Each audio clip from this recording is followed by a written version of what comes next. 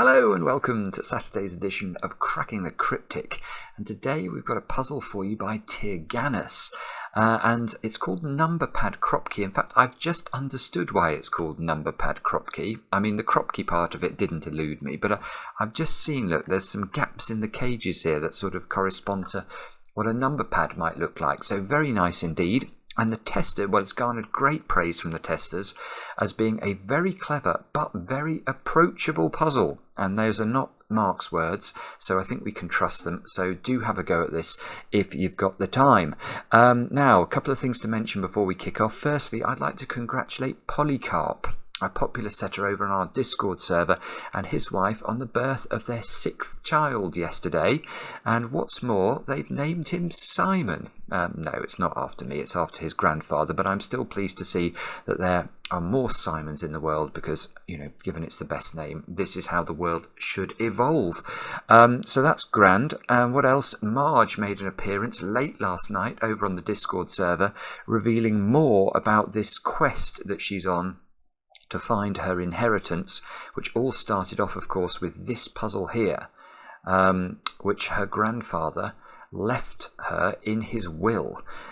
If you have not tried this, you really should. It leads to a video of said grandfather, odd-looking guy, giving her more instructions, and yeah, it's a lot of fun. You'll find that puzzle over on our Twitter page, which is @CrypticCracking, and there's loads of help if you get stuck over on the Discord server. So a lot of good stuff going on with Marge at the moment. Also, do have a look at Patreon if you haven't had a look at that. There's loads of extra content there as well. Look, let's get on with the rules. I'll read them out to you. We have got normal Sudoku rules apply. Digits cannot repeat within a cage. Okay, there seem to be lots of big cages there, and we can't repeat digits in them. That's what that rule means. That's what English means. Cells separated by a black Kropki dot have a ratio of 1 to 2. So that means if there is a black dot here, one of these cells must be double the other one. Cells separated by a white Kropki dot have a difference of 1.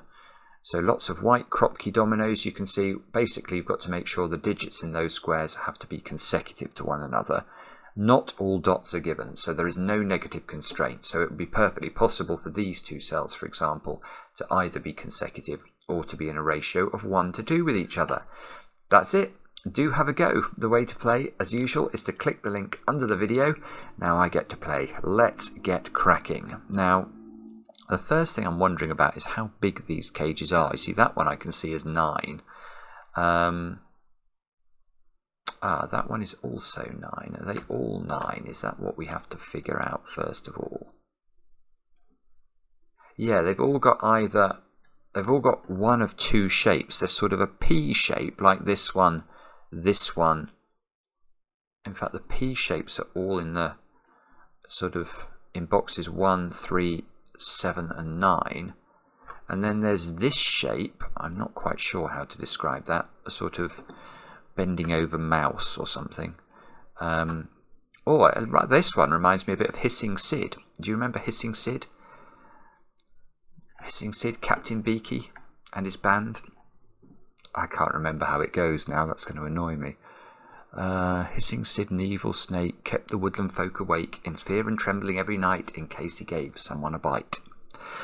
No, I'm not going to do it all. Anyway, here's Hissing Sid here, and he's making an appearance in the other positions. So I see, and then these basically are 9 cells that are, sorry, these cells here are the other 9 cells. So we've got 8 9-cell regions, and 4 each of 2 different shapes. So I'm suspecting what we have to do, I mean, because what I can see immediately, and I'm sure you guys can see, is that those 2 cells must be the same digit.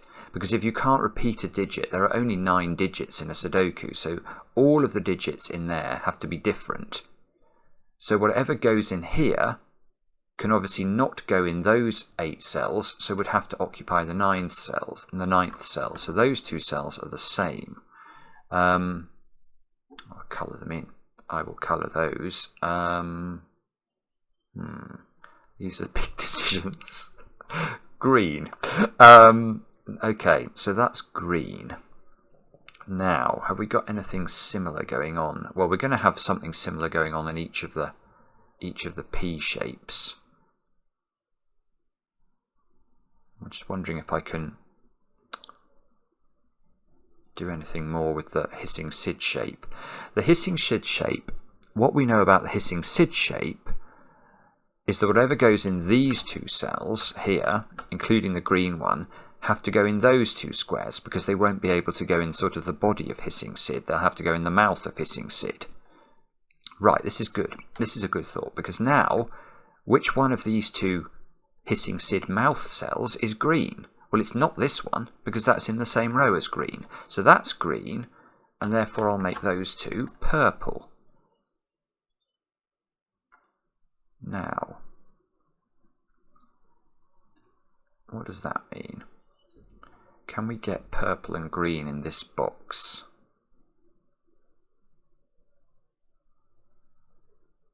So this is a 9-cell region. Yeah, we can, can't we? Because this is a 9-cell region, so it must have purple and green in it. Well, purple and green can't go in those squares because of Sudoku. Purple and green can't go in these two squares because of Sudoku in box 5. So purple and green must be in those two squares. Now, we can't colour them, but we do know that this is a purple-green pair. So I think we have to do colouring to make progress on this puzzle.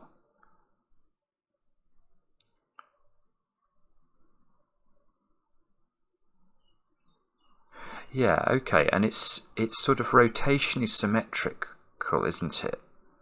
So we're going to get... Yes, I'm sort of starting to get my head around how this might work, but I think I'm going to go back and do this slowly. I'm going to look at this P shape here, because those two squares have to be the same digit. And now I think in this region, look, this region needs to contain a blue. That blue can only go here. And this region, whatever goes in there, can't go in those squares, and it's not blue, so it must go in those two squares. So those two squares are the same. And now we get the same logic again with this shape, don't we? So where do blue and red go in this shape? They can't go there, they can't go there, so this is a blue-red pair. And that's the equivalent of the purple-green pair. So let's find another P shape to do. We'll do this one now. Those two squares. I'm going to run out of nice colours in a moment. I've still got orange available, actually. So now that must be orange using our logic. These two squares must be the same. I'll make those black. Oh no, shall I make those yellow, actually? Maybe I can get away without... No, I'm going to... Actually, no. Change my mind again. I am going to make them black because I've realised I'm going to run out of colours here. And I can still use grey and yellow in the other P shape. So that's what I'm going to do next. So these two squares now are orange and black by the same logic that we've done already. These two squares must be the same. I'll make those yellow. Yellow must go here in box in this shape, look, because it can't go anywhere else, and those two squares can be dark grey, and then we are looking at a yellow-grey pair up here. So we've done a whole heap of colouring, and we get these sort of Tetris shapes of colour in boxes 2, 4, 6 and 8. We've coloured every cell of our number pad. That's lovely, isn't it? We've coloured every number pad cell a different colour. And in fact, this is, in a way, the 9th colour, because it has been left uncoloured. And you can see in box 5, we've got every other colour represented. So what does this mean? We're going to have to use the Kropki dots somehow, I think, here to work out what's going on. Is there some weirdity that we can use to understand how the Kropki dots relate to one another? I just need to stare at this for a second. You see, what I've noticed is that blue and red are in a black Kropki dot relationship and a consecutive relationship. That means they're 1 and 2, doesn't it? Or have I gone crazy? Because a black Kropki dot is either a 1 and a 2 and a 4 and an 8, or a 3 and a 6. Well, the only option that is consecutive there is 1 and 2. So we've actually got to start here. Look, we know that red and blue are 1 and 2. So can we use that to limit anything else? Or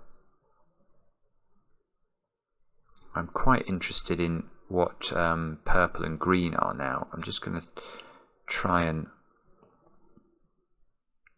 see. Purple and green have to be on a black Kropki dot, but it looks like they could be 3 and 6 or 4 and 8. Now, is this square? I'm not quite seeing how to do that. That's annoying. There must be some way of using these Kropki dots to better effect, because otherwise we're going to really get stuck here. So what is that way? How can we do this? We've got... Maybe there's more colouring I can do, actually. Maybe I've prematurely abandoned the colouring that's possible in the puzzle. So let's just have a think about that for a moment and see whether or not we can use any of these colours to take the Sudoku a little bit further. I'm not sure. I'm so sorry if you guys are seeing how to do this. Yes, I can see those two. That's it, isn't it? Red and blue have to go in those two squares, and I may not know the order of them, but they are now a 1-2 pair. Oh, maybe that's not it, look. Oh, hang on, no, that square isn't. This is it. Right, this is it. Sorry, I was being incredibly slow. But we now know this digit. This digit has to be a 4 because it cannot... If this is a 1, it's impossible for this to be 1, because this would have to be a 2 because it has to be in a 1-to-2 relationship. So in fact, we know that's a 2. This can't be a 1 because the 1 is now here, so that's a 4, and yellow has become 4, which actually gives us some digits. So there's definitely a 4 in one of those two squares.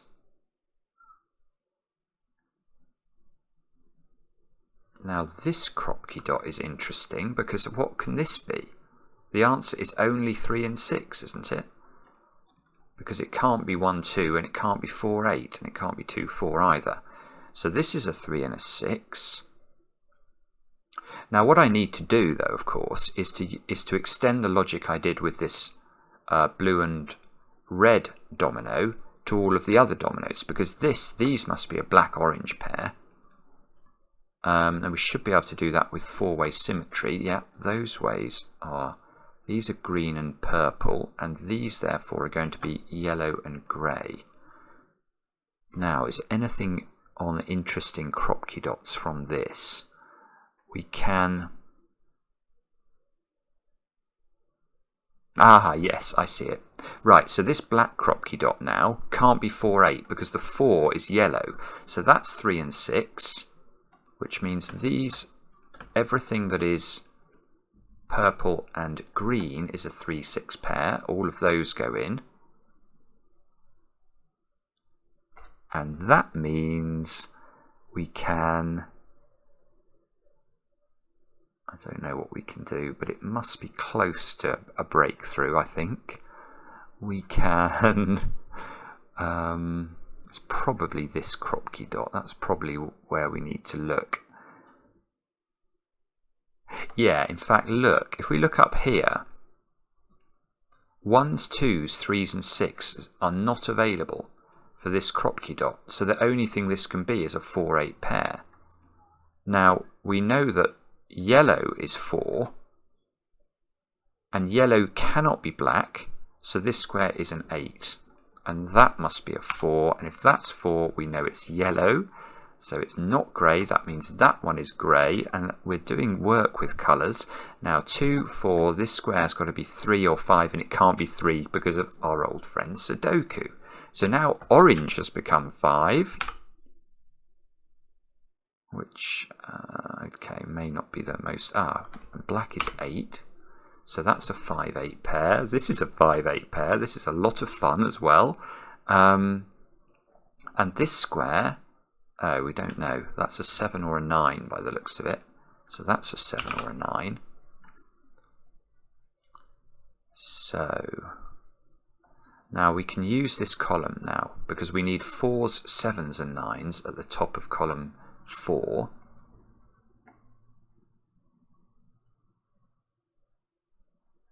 And, oh no, okay, so this square is a 7 or a 9 because it's grey. That's nothing new. So we've just got to figure out which Kropki dot I think is going to be the next weak point. Anyone got any ideas? Maybe this one. So can we rule anything out from this square, I suppose? Well, if this is 3, this would have to be 4 because it couldn't be 1 or 2. It couldn't be 2. So if this is 3, it has to go 4 here. And then it would have to go 5 here. And it can't do that because there is a 5 in the column. So this cannot be 3. So that's a 6. That's definitely useful. And 6 is therefore green. So all of the 6s go in. That means purple is a 3. Not sure if we can take that much further. Well, we can get this square because it can't be 5. It's got to be consecutive with 6. That means it's 7. This can't be 6. There's a 6 there. So this is 8. That gets me 8 and 5 in those positions, which means I can redeem their colouring look. So that one needs to become orange. This is a 4 by Sudoku, and that means it's yellow. So let's figure out all of those and see where that takes us. It takes us to here, I think. Maybe those squares? Because we need 5s, 8s and 9s along there. Yeah, that's really nice. Because 5, 8 and 9 to complete row 4 means this square's a 7, which means 7 is grey all of a sudden. So the central cell of the grid, the white cell, is a 9. We now know these squares are a 1, 2, 9 triple, but we know nothing about how to disambiguate these, so we should look elsewhere, I suspect. It's going to have to be, these Kropki dots are still doing work, aren't they? So, yeah, look, here we go. You can't put 9 in those two because they'd have to be consecutive with 8. There's an 8 already in row 3 of the grid. So those are not 9, which only leaves one place for 9. Now, what's the weirdities about 5s and 8s then? If we go for 5 looks difficult here. Because that, yes, it is. That can't be 6 or 4, so this can't be 5. That's 8, that's 5. This must be 9 or 7. Don't know if we can do that. We probably can, I just can't see how to do it immediately. And then this square's got to be 4 or 6, which is very annoying because we don't know which way round that goes. But we do have an extra Kropki dot to play with. So if this goes 5, 4, it then can't go 5. It has to go 3, which looks reasonable. If it goes 5, then 6, it can't go 7, so it would have to go... there we go. If it goes 5, 6, this square has no value because it can't be 5 or 7. So it doesn't go 5, 6, it goes 5, 4. And therefore it goes 3. And that gets us the 3 and the 6, which means we can colour them. Lovely. We will do that. We need that one to be green. 5, what colour is 5? 5 is orange. 9 is white. 8 is something. Oh, 8 is black. So those two need to change. 4 is yellow. 3 is purple. Do we know that one? No, I don't know that we do. Ah, but look, we can get this 3, 6 resolved now. So I shall do that. 3 and 6. That can't be 4. Ah, there's a 7, 9 pair in the row. So now we've got 1s and 2s at the start of row 3. Now, do we know anything about 1s and 2s? Actually, no, I don't think we do. Oh, that's really weird. So, even though we did some nice stuff with our Kropki dots here, it doesn't actually seem to have... I think we still need to do more work. So let's have a look at this one then. This can't be 9 because that would have to be 8. Oh, good. Now if this is 7, that can't be 6, so it would have to be... Oh, this is great. Yeah, okay, so this is just 4 because the 7 here would need a 6 or an 8 here. So this is 4. Now the 3 is helpful. That forces the 5. Disambiguates the 5 and the 8. Well, it's just a gorgeous puzzle. It really is. Now we can get rid of the... Or we can disambiguate those colours. We can make that orange. 4 is yellow. This is not 4 anymore. Yellow. Ah, that must be a yellow 4 by our old friend Sudoku. That must be a yellow 4 as well. Oops, I've double coloured that one. And okay, so I've now all but done all of the Kropki dots. I need to put 3s, 7s and 9s into... Ah, that's a 3. That's nice. So there's a 7, 9 pair at the top which we can actually resolve. Beautiful. Let's do all of that. Colour everything in. This column now needs just 1s and 2s into it. Still feel like the 1s and 2s are not behaving themselves. I'm going to have to figure out how to do those. And we've got one Kropki dot here, which has to be consecutive. It can't be a 1 and a 2, because that will give this cell very few options. It can't be a 3 or a 4 or a 5. It could... Ah, so it is 6 and 7, because 8 and 9 is not an option. So this is a 6, 7 pair, which is absolutely useless. Although, I say that, and I'm maligning it slightly, because where does 6 now go?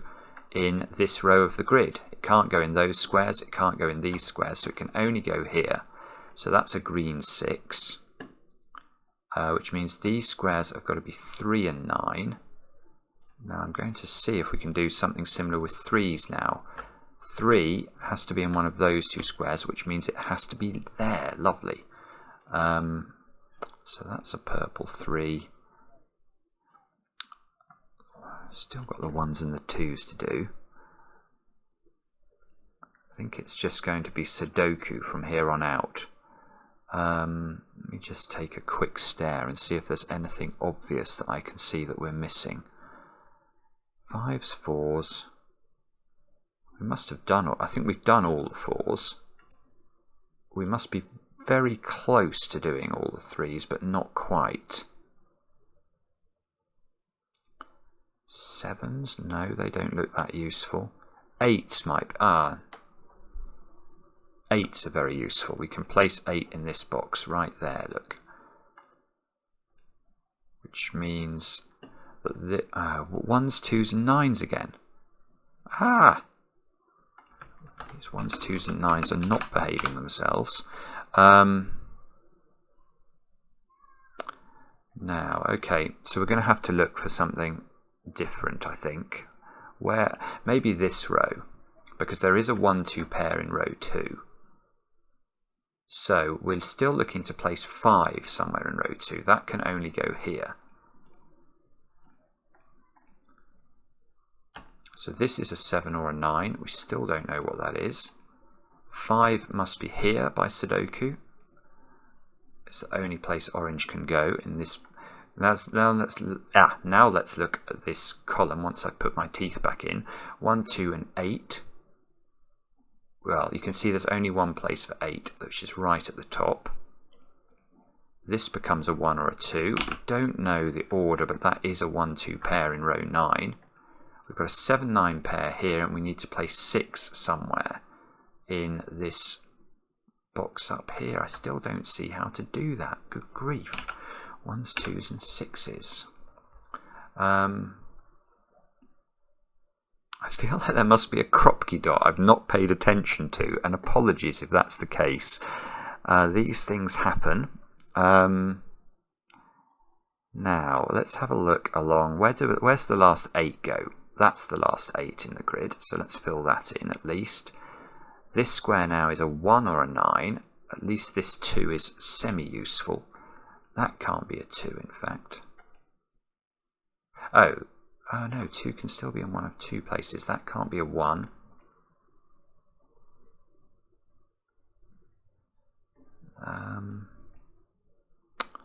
Bother.